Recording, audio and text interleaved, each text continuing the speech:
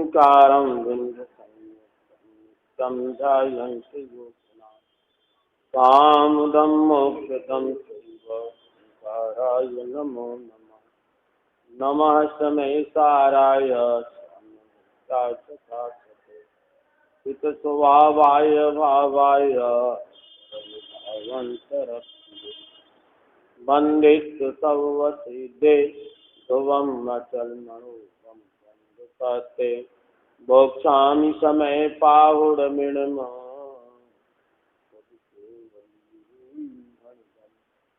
निज स्वरूप को परम रस जाम भरो अपार बंदो परमानंद समय सारे अधिकार कुंद कुंद मुनि चंद बर अमृत चंद मुनि आत्म रसी बनारसी कंदों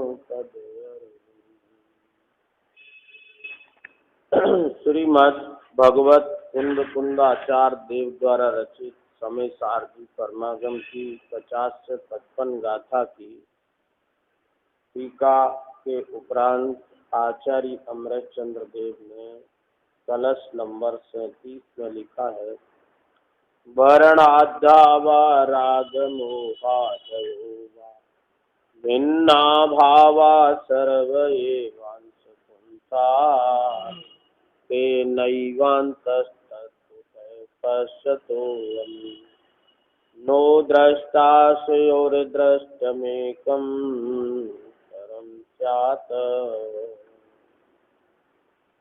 अस्य पुंसः सर्व एव भावा भिन्ना विद्यमान है ऐसे शुद्ध चैतन्य द्रव्य से जितने हैं वे सब अशुद्ध विभाव परिणाम निश्चय से भिन्न जीव स्वरूप से निराले हैं। वे कौन से भाव वर्णाद्यावा रोगा मोहा दयुवा एक कर्म अचेतन शुद्ध पुद्गल पिंड रूप हैं वे तो जीव के स्वरूप से निराले ही हैं। एक तो ऐसा है कि विभाव रूप अशुद्ध रूप है देखने पर चेतन जैसे दिखते हैं ऐसे जो राग के जीव संबंधी परिणाम देवी शुद्ध जीव स्वरूप को अनुभवने पर जीव स्वरूप से भिन्न है। यहाँ पर कोई प्रश्न करता है कि विभाव परिणाम को जीव स्वरूप से भिन्न कहा सो भिन्न का भावार्थ तो मैं समझा नहीं। भिन्न कहने पर भिन्न है सो वस्तु रूप है कि भिन्न है अवस्तु रूप है। उत्तर इस प्रकार है कि वह अवस्तु रूप है। तेन एव अंतस्तत्वता पश्यति हमें दृष्टा नो उसी कारण शुद्ध स्वरूप का अनुभवशील है। जो जीव उसको विभाव परिणाम दृष्टि गोचर नहीं होते परम एकम दृष्टम स्यात् उत्कृष्ट है ऐसा शुद्ध चैतन्य द्रव्य दृष्टि गोचर होता है। भावार्थ इस प्रकार है कि वर्णादिक और रागादिक विद्यमान दिखलाई पड़ते हैं तथापि स्वरूप अनुभवने पर स्वरूप मात्र है। विभाव परिणति रूप वस्तु तो कुछ नहीं।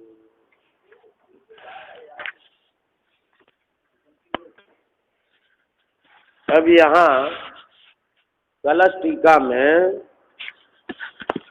कहा गया अस्य पुंस सर्व एव भावा विद्यमान है ऐसे शुद्ध चैतन्य द्रव्य से जितने हैं वे सब अशुद्ध विभाव परिणाम निश्चय से भिन्न है जीव स्वरूप से निराले। चैतन्य द्रव्य से जितने हैं वे सब अशुद्ध विभाव परिणाम। अब अशुद्ध विभाव परिणाम जीव के भी होते हैं और पुद्गल के भी होते हैं। देखो आप इस कलश में आगे जो कलश है 39 हाँ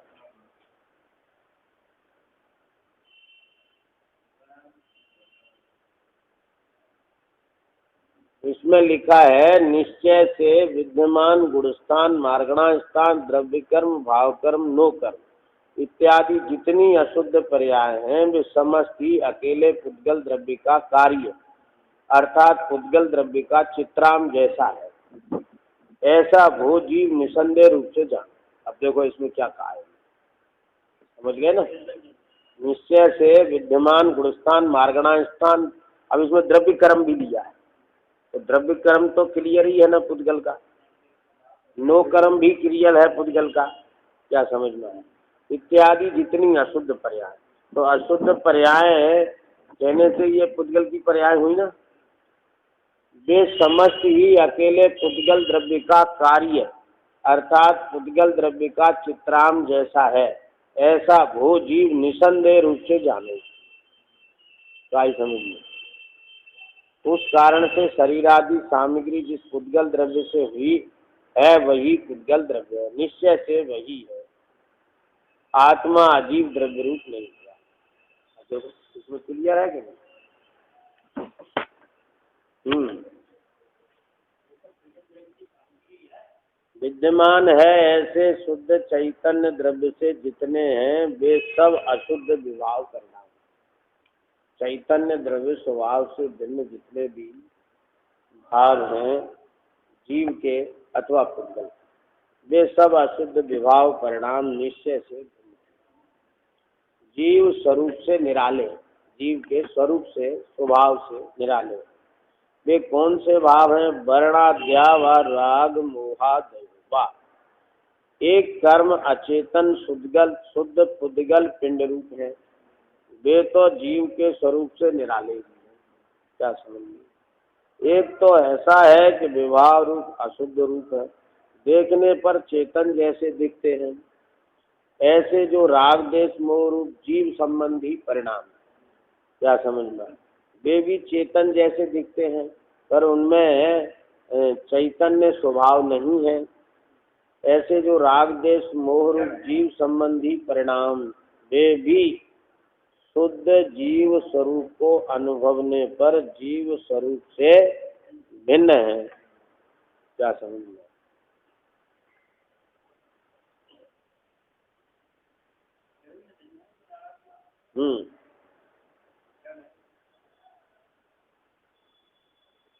विभाव अशुद्ध रूप है, देखने पर चेतन जैसे दिखते हैं, ऐसा जो राग देश मोह रूप जीव संबंधी परिणाम। अब देखो इसमें भी अर्थ दूसरा भी निकलता है, जीव का परिणाम नहीं लिखा, जीव संबंधी परिणाम। क्या समझ, माने जीव से संबंध रखने वाले परिणाम वे भी शुद्ध जीव स्वरूप को अनुभवने पर जीव स्वरूप से भिन्न। क्या समझ में। तो इसमें ये भी अर्थ निकलता है। यहाँ पर कोई प्रश्न करता है कि विभाव परिणाम को जीव स्वरूप से भिन्न कहा, सो भिन्न का भावार्थ तो मैं समझा नहीं। भिन्न कहने पर भिन्न है सो वस्तु स्वरूप है कि भिन्न है तो अवस्तु स्वरूप है।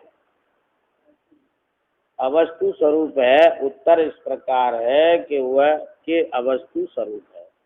तो इससे भी ये स्पष्ट अनुभव में आ रहा है कि ये जीव के परिणाम को यहाँ अशुद्ध परिणाम नहीं कह रहे। क्या समझिए। जीव से संबंधी परिणाम को कह रहे, इसीलिए उसको अवस्तु रूप कह रहे, क्यों वह जीव वस्तु नहीं। उसी कारण से शुद्ध स्वरूप का अनुभवशील है जो जीव, उसको विभाव परिणाम दृष्टि गोचर नहीं होते। जो शुद्ध स्वरूप का अनुभव करता है उसको ये विभाव परिणाम दृष्टि गोचर नहीं। जब वो स्वभाव को देखता है तो विभाव नहीं दिखता। उत्कृष्ट है ऐसा शुद्ध चैतन्य द्रव्य दृष्टि गोचर होता है। भावार्थ इस प्रकार है कि वर्णादि और रागादिक विद्यमान दिखलाई पड़ते हैं। क्या सर। अब आप कहेंगे वर्णादिक और रागादिक दो भेद किए। दो भेद करने का मतलब यह है कि वर्णादि है बाह्य और रागादि है अंतरंग। समझ में आया ना। इसलिए दिखलाई पड़ते ताकि स्वरूप अनुभवने पर स्वरूप मात्र है, विभाव परिणति रूप वस्तु तो कुछ नहीं है। स्वरूप का अनुभव करते हैं तो स्वरूप मात्र है, विभाव परिणति रूप वस्तु तो नहीं है। क्या समझ? काट दिया। अब जयचंद जी छाबड़ा ने 37 कलश का अर्थ किया है। वर्ण आदि अथवा राग द्वेष मोह आदि जो सभी भाव कहे हैं वे सभी इस पुरुष आत्मा से भिन्न है। इसलिए अंतर्दृष्टि से देखने वाले को ये सब दिखाई नहीं देते, केवल एक चैतन्य स्वभाव स्वरूप अभेद रूप पुरुष आत्मा ही दिखाई देता है। क्या समझना? वर्ण आदि अथवा राग मोहादि, ये दो तरह का भेद करने का प्रयोजन ऐसा नहीं है जो अर्थ लगाते हैं कि वर्ण आदि कहकर पुद्गल के और राग मोहादि कहकर जीव की पर्याय, ऐसा नहीं। वर्ण आदि माने बहिरंग और राग मोहादि माने अंतरंग, पीछे ऐसा कह चुके। वे सभी भाव कहे हैं, वे सभी भाव। अब ये दो शब्द से वर्ण से लेकर गुरुस्थान पर्यंत 29 भाव समझ लो। वे सभी इस पुरुष आत्मा से भिन्न। क्या समझना? वे सब इस आत्मा से भिन्न है। 2 से 15 पृष्ठ है। इसलिए अंतर्दृष्टि से देखने वालों को ये सभी दिखाई नहीं। अंतर्दृष्टि माने जो आत्मदृष्टि, अंतर्दृष्टि माने आत्मदृष्टि। जो आत्मा को देखने वाले हैं उन्हें ये सब दिखाई नहीं देते हैं, तो वे आत्मा में है ही नहीं। क्या समझना?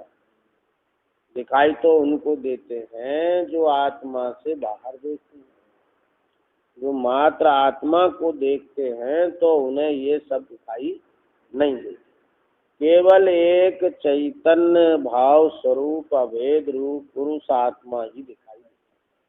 केवल एक चैतन्य भाव स्वरूप अभेद आत्मा को देखते हैं तो बस वो ही दिखाई देता है और कुछ नहीं। भावार्थ में पंडित जयचंद जी साहब कहते हैं परमार्थ ने अभेद ही देखता है, इसलिए उस दृष्टि से देखने पर भेद दिखाई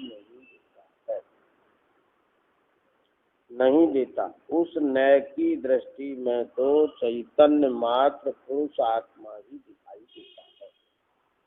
इसलिए ये सभी वर्णादि का रागादि भाव पुरुष आत्मा से भिन्न है और इन वर्ण से लेकर गुरुस्थान पर्यंत भावों का स्वरूप विशेष रूप से जानना चाहते हैं। उन्हें गोमठ सार आदि ग्रंथों से जानना चाहिए। क्या परमार्थ नय अभेद ही है? क्यों? कि वह अभेद देखता है, इसलिए उस दृष्टि से देखने पर भेद दिखाई नहीं देता है। क्या समझ? शुद्ध उस नय की दृष्टि में तो चैतन्य मात्र पुरुष आत्मा ही दिखाई देता है। परमार्थ नय से देखते हैं तो एक चैतन्य मात्र आत्मा ही दिखाई देता है और कुछ नहीं दिखाई देता। इसलिए ये सभी वर्णादि तथा रागादि भाव पुरुष आत्मा से भिन्न ही है, क्योंकि वे आत्मा में है ही नहीं, दिखेंगे कैसे? वे पुरुष आत्मा से भिन्न ही हैं और इन वर्ण से लेकर गुरुस्थान पर्यंत भागों का स्वरूप विशेष रूप से जो जानना चाह रहे हैं उन्हें गोमठ सार आदि ग्रंथों से जानना चाहिए। यहाँ तो सिर्फ ये बताना है कि ये जीव है कि पुद्गल है, बस। और गुरुस्थानों का जो विशेष भेद करके जो वर्णन है वो तो गोमठ सार आदि ग्रंथों में मिले, समझ में ना? यहाँ ये नहीं मिलेगा कि पहले गुरुस्थान में कैसी परिणति होती है, दूसरे में कैसी, तीसरे में कैसी। यहाँ तो ये बताना इष्ट है कि ये जीव है कि पुद्गल है। क्या समझ।